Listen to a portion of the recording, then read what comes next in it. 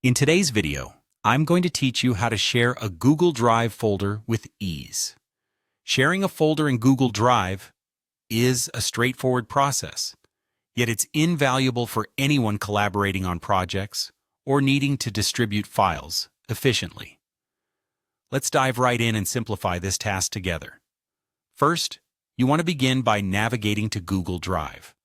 To do this, open your preferred web browser and type Google Drive into the search bar, or simply go directly to drive.google.com. This will take you to the main Google Drive page. If you're not already signed in, you'll need to log in with your Google account credentials.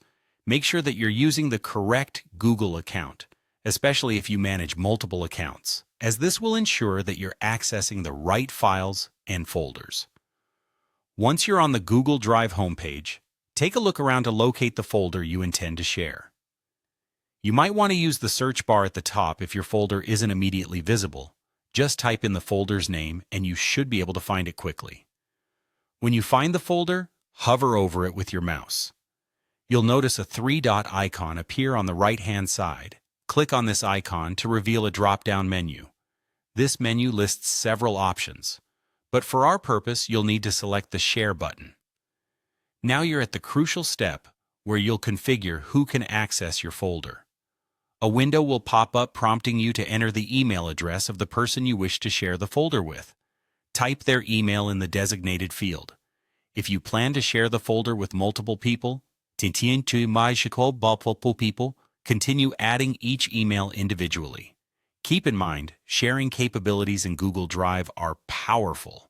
You can specify whether individuals can view, comment, or edit the contents within the folder, a useful feature depending on the level of access you'd like to provide.